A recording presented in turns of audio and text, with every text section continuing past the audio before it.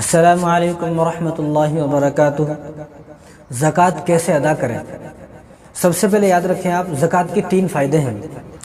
ایک، زکوٰۃ نکالنا عبادت ہے، آپ کی عبادت ادا ہو گئی۔ جس طرح نماز پڑھنا عبادت ہے، قرآن پڑھنا عبادت ہے، روزے رکھنا عبادت ہے، تراویح پڑھنا عبادت ہے، تو جس طرح یہ تمام چیزیں عبادت ہیں، اسی طرح زکوٰۃ ادا کرنا بھی عبادت ہے۔ تو آپ نے اللہ کے حکم کو پورا کیا اور آپ کی عبادت ادا ہوگی، پہلا فائدہ ہے۔ دوسرا فائدہ کیا ہے کہ آپ کا مال پاک ہو گیا۔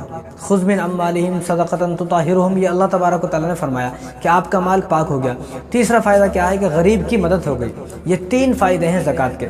تو ان 3 فائدوں کو جب آدمی ذہن میں رکھے گا کہ اب ایک آدمی نماز پڑھنے سے خوش ہو جاتا ہے کہ میں نے نماز پڑھی، اللہ تبارک و تعالیٰ کا حکم پورا ہو گیا، کہ عبادت پوری ہو گئی، اسی طرح زکوٰۃ ادا کرنے سے بھی آدمی کو خوش ہو جانا چاہیے۔ تو زکوٰۃ کے 3 فائدے ہیں، ایک مال پاک ہوگا، عبادت ادا ہو گئی، اور یتیم کی مدد ہو گئی۔ اب آپ کو زکوٰۃ کس طرح دینا ہے؟ زکوٰۃ دیکھو 4 چیزوں پر زکوٰۃ ہے: سونا، چاندی، مال تجارت اور نقدی، یعنی جو پیسے آپ کے پاس موجود ہیں، چاہے وہ آپ کے گھر میں ہوں، آپ کے بینک میں ہو، اور چاہے آپ کی جیب میں ہو، چاہے کہیں بھی ہو، لیکن وہ پیسے آپ کے پاس موجود ہونے چاہیے۔ تو ان 4 چیزوں پر زکوٰۃ ہے۔ زکوٰۃ کے لیے سب سے پہلے یہ بات یاد رکھیں کہ زکوٰۃ میں ایک غلطی جو ہو رہی ہے وہ یہ ہو رہی ہے کہ کوئی آدمی اپنی تاریخ طے کرنے کو تیار نہیں ہے۔ اپنی تاریخ طے کریں۔ میری ایک تاریخ ہے کہ جس طرح میں پہلی مرتبہ جب صاحب نصاب بنا، ایک فرض کر لیں آپ، میں 15 رمضان کو بنا، بھئی 15 رمضان کو میں صاحب نصاب بن گیا، یعنی 15 رمضان کو میرے پاس اتنا مال، اتنا پیسہ، اتنا سونا، اتنا چاندی آ گیا کہ جس مال کو بیچ کر، جس پراپرٹی کو بیچ کر، جس چاندی کو بیچ کر، جس سونے کو بیچ کر میں 52.5 تولہ چاندی خرید سکتا ہوں، 52.5 تولہ چاندی خرید سکتا ہوں۔ جس آدمی کے پاس جس تاریخ کو اتنا مال آ گیا، اب وہ اس تاریخ کو صاحب نصاب ہے۔ اب مان لو 15 رمضان کو میرے پاس اتنا مال آ گیا، تو اب جب بھی 15 رمضان آئے گا تو آپ 15 رمضان کو بیٹھ جائیں حساب لے کر۔ ایک مرتبہ جب آپ صاحب نصاب بن گئے جس تاریخ کو، بس اسی تاریخ کو آپ کو زکوٰۃ ادا کرنا ہے۔ اب زکوٰۃ دیکھو 52.5 تولہ چاندی، 7.5 تولہ سونا، اور مال تجارت، اور یعنی مال تجارت کا مطلب جو کسی کی دکان ہے، دکان کے اندر سامان ہے، اب اس دکان کے اندر اتنا سامان ہے کہ جس سامان کو بیچ کر آدمی 52.5 تولہ چاندی خرید سکتا ہے۔ اب 52.5 تولہ چاندی آج کی تاریخ میں، یہ میں چاندی کو 1 کلو کے حساب سے لگائے جائیں، چاندی جو 1 کلو ہے وہ 80,000 روپے کے آس پاس ہے، تو 52.5 تولہ چاندی وہ 42,000 روپے کی ہو گئی، 42,000۔ تو جس کے پاس 42,000 روپے ہیں، یا اتنے 42,000 یعنی 42,000 روپے کا اس کے پاس دکان میں سامان ہے، یا اس کے پاس اتنی چاندی ہے یا اتنا سونا ہے۔ اب ہم لوگ یہ سوچتے ہیں کہ ارے 7.5 تولہ سونے پر زکوٰۃ ہے، میرے پاس تو 5 تولے سونا ہے، تو ایسا نہیں ہے، بلکہ آپ کے پاس یہ دیکھا جائے گا وہ معاملہ جب ہے جب آپ کے پاس صرف سونا ہے اور کچھ بھی نہیں ہے، صرف سونا ہے آپ کے پاس، نہ پیسے ہیں آپ کے پاس، نہ چاندی ہے، نہ آپ کے پاس کوئی دکانیں ہیں، نہ آپ کے پاس کوئی کاروبار ہے، نہ آپ کے پاس کوئی زمین ہے، پلاٹ ہے، کچھ نہیں ہے، صرف سونا ہے آپ کے پاس۔ جب آپ کو یہ دیکھا جائے گا کہ جب تک آپ کے پاس 7.5 تولہ سونا نہیں ہوگا، آپ کے اوپر زکوٰۃ نہیں ہے، لیکن آپ کے پاس تھوڑا سونا ہے، تھوڑی چاندی ہے، تھوڑے پیسے ہیں، اور آپ کے دکان کے اندر تھوڑا سامان ہے، دکان نہیں ہے تو آپ کے پاس کوئی پلاٹ ہے، تو اب آپ کے سونے کو نہیں دیکھا جائے گا، اب یہ دیکھا جائے گا کہ جو آپ کے پاس جو چیزیں، ان تمام چیزوں کی مقدار کو جمع کیا جائے گا۔ اگر یہ تمام چیزیں اتنی مقدار کو پہنچتی ہیں کہ جس سے آدمی 52.5 تولہ چاندی خرید سکتا ہے، یعنی 42,000 روپے آپ کے اوپر ہو گئے، آپ کے پاس ہو گئے، تو 42,000 روپے کی آپ کو زکوٰۃ ادا کرنا ہے۔ یعنی آپ کی دکان ہے، دکان کے اندر 42,000 کا سامان ہے، آپ کے پاس کوئی زمین ہے، اب وہ زمین آپ نے بیچنے کے واسطے خریدی ہے۔ ایک زمین آپ رہ رہے ہو، استعمالی کسی چیز پر بھی زکوٰۃ نہیں ہے، استعمالی گاڑی پر زکوٰۃ نہیں ہے، استعمالی بلڈنگ پر زکوٰۃ نہیں ہے، کار پر زکوٰۃ نہیں ہے، بائک پر زکوٰۃ نہیں ہے، استعمالی جو چیزیں ہیں، استعمال کی جو چیزیں ان پر زکوٰۃ نہیں ہے، لیکن جو چیزیں جو پلاٹ آپ نے بیچنے کے واسطے خریدی، اب اس پلاٹ پر زکوٰۃ ہے۔ اب یہ پلاٹ سمجھو آپ نے بیچنے کے واسطے خریدی، اب آپ کی یہ پلاٹ 4 لاکھ روپے کی ہے، تو 4 لاکھ پر آپ 10,000 روپے ادا کرو گے، کیونکہ آپ نے بیچنے کے واسطے خریدی ہے۔ اگر آپ نے رہنے کے واسطے خریدی ہے، میں اس پر رہوں گا، تو آپ پر زکوٰۃ نہیں ہے۔ اگر آپ نے بیچنے کے واسطے خریدی تو آپ پر زکوٰۃ ہو جائے گی۔ اس طرح جو سونا چاندی ہے، چاہے وہ سونا چاندی استعمال میں ہے یا نہ ہے، وہ ہماری خواتین یہ سوچتی ہیں عورتیں کہ میں تو سونا چاندی پہنتی نہیں ہوں، میرا تو جو ہے الماری میں رکھا ہوا ہے، گھر میں رکھا ہوا ہے، میں نے کسی کو دیا ہوا ہے، چھوٹی بہن کو، بڑی بہن کو، خالہ کو، مامی کو، پھوپھی کو دیا ہوا ہے، اس کو یہ بات نہیں دیکھی جائیں گی۔ وہ آپ کا ہے، آپ چاہے اس کو پہنو یا نہ پہنو وہ آپ کا ہی ہے، آپ نے اگر دے دیا کوئی، وہ آپ نے ہمیشہ کے لیے نہیں دے دیا۔ آپ نے اپنی بہن کو یا کسی کو بھی اپنا سونا چاندی دیا ہے تو وہ ہمیشہ کے لیے نہیں دیا بلکہ استعمال کے لیے دیا ہے، تو آپ اس کو استعمال کریں یا نہ کریں، اس کو پہنیں یا نہ پہنیں۔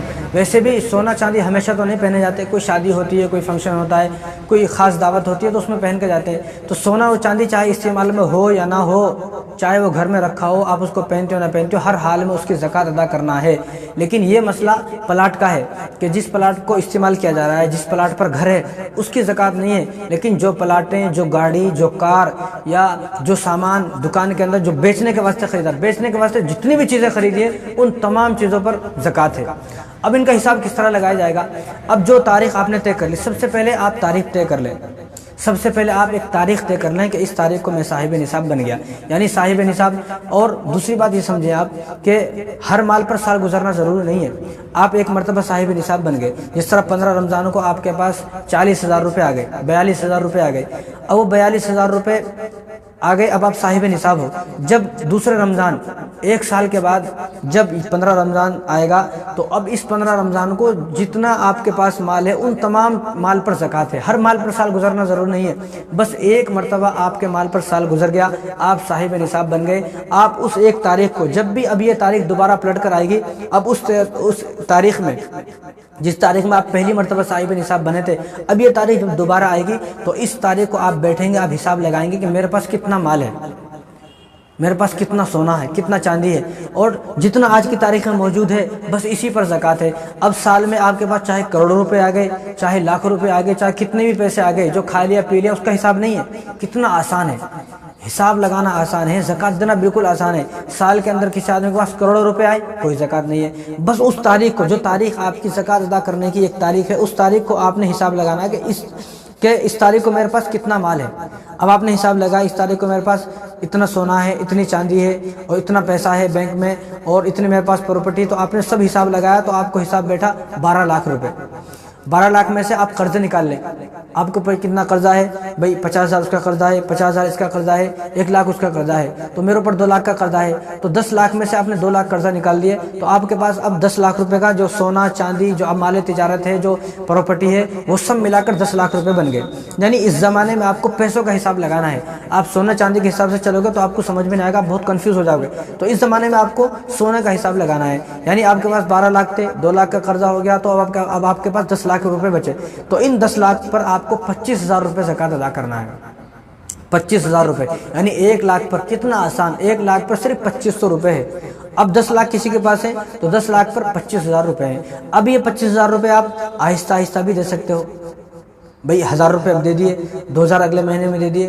شرط یہ ہے کہ یاد رکھیں، آپ اس کو لکھ لیں، ایک جگہ لکھ لیں کہ میں نے اتنے پیسے ادا کر دیے، اب میرے پاس اتنے باقی ہیں۔ تو اس طرح آپ لکھتے رہیں، آپ ادا کرتے رہیں، پورے سال میں بھی آپ ادا کر سکتے ہیں۔ پورے سال میں آپ دینا چاہیں ایک دم دے سکتے ہیں، آدھے بعد میں بھی دے سکتے ہیں، تھوڑے تھوڑے بھی دے سکتے ہیں۔ یعنی اس رمضان میں آپ کی 25,000 روپے زکوٰۃ ہے یا 10,000 روپے زکوٰۃ ہے، تو آپ آہستہ آہستہ آہستہ آہستہ اگلے رمضان تک بھی اس کو دے سکتے ہیں۔ یعنی دین کتنا آسان ہے، ایسا نہیں ہے کہ آپ کو سب ابھی دینا ہے، ایسا نہیں ہے، آپ جب چاہے دے سکتے ہیں۔ کس کس کو دینا ہے وہ آپ کو میں اگلی ویڈیو میں بتاؤں گا۔ دوسری بات، چند مسئلے سمجھ لیں۔ جو پیسے آپ نے حج کے لیے رکھے ہوئے ہیں، حج کے لیے، یعنی 5 لاکھ روپے کسی آدمی نے حج کے لیے رکھے ہوئے ہیں، اب ان پیسوں کو 1 سال ہو گیا، یعنی جو اس کی تاریخ تھی صاحب نصاب کی وہ تاریخ آ گئی، تو اب ان پیسوں پر زکوٰۃ ہے۔ حج کے لیے جو رقم رکھی ہوئی ہے اس پر بھی زکوٰۃ ہے۔ شادی کے لیے، یعنی لڑکیوں کی شادی کے لیے کوئی زیور رکھا ہوا ہے، پیسے رکھے ہوئے ہیں، تو اس پر اور ان پیسوں پر بھی زکوٰۃ ہے۔ یہ نہ سوچے کہ یہ تو لڑکی کے واسطے ہیں، بھئی لڑکی کے واسطے ہیں لیکن آپ کے پاس ہیں، جب تک آپ کے پاس رہیں گے تو آپ کو زکوٰۃ ادا کرنا ہے۔ جب اب شادی ہو جائے گی وہ جانے آپ، اب ان کو ادا کرنا ہے، لیکن جب تک یہ زیور اور یہ پیسہ آپ کے پاس رہے گا شادی کے لیے، جو آپ نے اپنی لڑکی کے لیے شادی کے لیے رکھا ہوا ہے، جتنا بھی پیسہ ہے، جتنا بھی زیور ہے، جب تک اس کی شادی نہیں ہوگی اور جب تک یہ مال اس کو نہیں دیا جائے گا، جب تک آپ کو ہر سال اس کی زکوٰۃ ادا کرنا ہے۔ تو یہاں پر مجھے ایک بات اور یاد آ گئی، میں اپنے نوجوانوں سے کہنا چاہتا ہوں کہ جو ہمارے نوجوان جن کی شادیاں ہو رہی ہیں اور وہ شادیوں میں 5-5 6-6 تولے سونا لے رہے ہیں، آپ نے یہ سونا تو لے لیا، تو آپ اس کی زکوٰۃ کب ادا کرو گے؟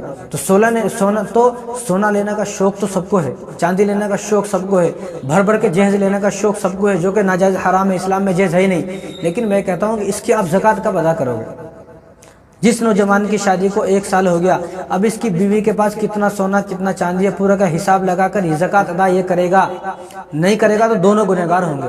तो बीवी को भी चाहिए कि वो अपने शोहर को बोले कि मेरे सोने चांदी की ज़कात अदा करें, अगर वो अदा नहीं करता तो आप खुद अदा करें, वरना आप जहन्नुम में होगी। इसलिए शादी में जितना भी सोना मिला है, जितनी भी चांदी मिली है, तो अगर आपकी शादी को 1 साल हो गया है तो 1 साल के बाद जब भी आपकी शादी की वो तारीख आएगी, हर उस तारीख को आपकी शादी में जो सोना जो चांदी मिला है उसकी ज़कात अदा करना आपके ऊपर फ़र्ज़ है, फ़र्ज़ ऐन है, आपको अदा करना पड़ेगा। अदा नहीं करोगे तो गुनहगार होगा, दोनों का ठिकाना जहन्नुम में होगा। इसी तरह किसी आदमी के पास 2-4 मकान है, एक मकान में वो खुद रहता है, चंद मकान उसने किराए के वास्ते दिए हुए हैं, तो जो मकान किराए के लिए दे दिए, हालांकि इन मकानों को उसका बेचने का इरादा नहीं है, अगर बेचने का इरादा है तो ये मकान जितने रुपए का है तो उसके हिसाब से ज़कात अदा करनी पड़ेगी। यानी 20 लाख का अगर मकान है तो अगर आपने वो मकान खरीदने के वास्ते, अगर आपने वो मकान बेचने के वास्ते लिया है कि मैं इसको बेच दूंगा, तो जब तो आपको उस पूरे मकान की कीमत जितनी है उतना ज़कात अदा करना पड़ेगा। मान लो अगर वो मकान 20 लाख का है तो आप 50,000 रुपये की ज़कात उसकी अदा करनी पड़ेगी अगर आपने उसको बेचने के वास्ते ख़रीदा है। लेकिन अगर किसी के पास ऐसा मकान है कि उसको बेचना तो नहीं है, लेकिन उस मकान को किराए पर चढ़ा दिया, किराए पर रहे वो मकान, तो उसके किराए पर ज़कात है। उसके किराया देखा जाएगा कि साल में इसका किराया कितना जमा हुआ। अब जो किराया इसका जमा हो गया तो उस किराए पर ज़कात है। यानी मान लो मकान है तो मकान का हर महीने 5,000 रुपये किराया आता है, तो इसका जमा होकर 40,000 तक किराया पहुंच गया। अब इसके ऊपर जो 40,000 है जो जमा है, इसका किराया जो आया 40,000 रुपये जमा हो गए। अभी 40,000 रुपये की आपको सिर्फ 1,000 रुपये ज़कात अदा करना है, सिर्फ 1,000 रुपये। कितना आसान है, 1,000 रुपये तो कितना आसान है। 40,000 में से अगर 1,000 रुपये गए तो इसके बदले में अल्लाह तबारक व तआला 700 गुना देने वाले हैं। ऐसा नहीं है कि आपको नहीं मिलेगा, इसका बदला दुनिया में आपको मिलेगा। तो वो औरतें, जिन औरतों के पास मेहर का सोना चांदी है, तो अपने मेहर का भी सोना, जो मेहर का सोना चांदी है, तो इस मेहर के सोना चांदी पर भी उनको ज़कात अदा करना है। ये ना सोचे तो मेहर का है इस पर काई को है, इस पर नहीं, मेहर का जो सोना चांदी है उस पर भी आपको ज़कात अदा करना है। अगर वो सोना इतनी मिकदार का है कि जिस सोने से आप 52.5 तोला चांदी खरीद सकते हो। अब बाज़ औरतों का कहना यह है कि मेरे पास तो 1 ही तोला सोना है, 2 तोला सोना है, लेकिन इस ज़माने में पैसों का एतबार होगा, मैं 12 कह रहा हूँ। तो इस ज़माने में 1 तोला सोना 65,000 रुपये का है, 65,000 का है। तो 65,000 रुपये का सोना है तो आपको ज़कात हो गई, क्योंकि जो सोना इतने मिकदार का है, जिस सोने को बेचकर 52.5 तोला चांदी खरीद सकते हैं, हर उस सोने पर ज़कात है। अब इस सोने को बेचकर 52.5 तोला चांदी 42,000 रुपये की है, यानी आधा किलो चांदी, तो 42,000 की है, तो 42,000 रुपये से ऊपर का हो गया आपका 1 तोला सोना।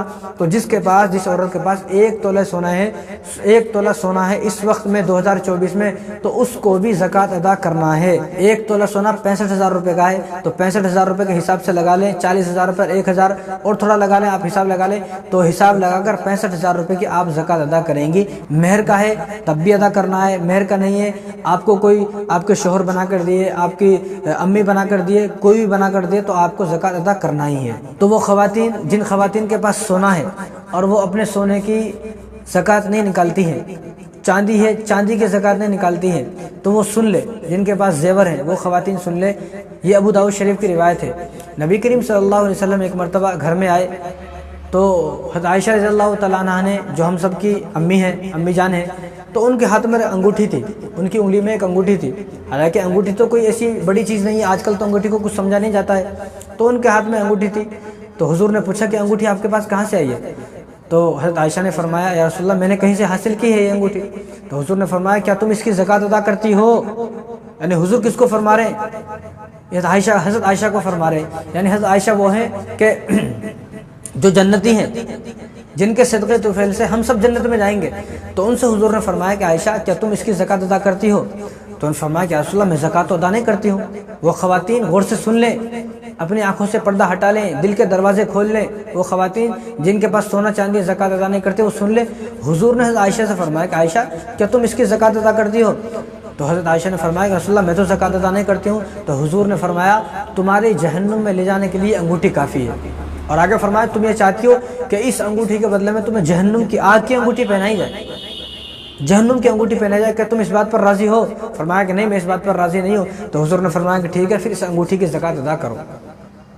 यानी हुजूर अपनी बीवी को फरमा रहे हैं हुजूर जिनके सदक़े तुफ़ैल में हम सब लोग उनका दामन पकड़ के जन्नत में जाएंगे, उनको ये फरमाया जा रहा है कि ये अंगूठी अगर तुम इसकी ज़कात अदा नहीं करती हो, सोने की अंगूठी है, तो तुम्हारे जहन्नुम में ले जाने के लिए काफ़ी है।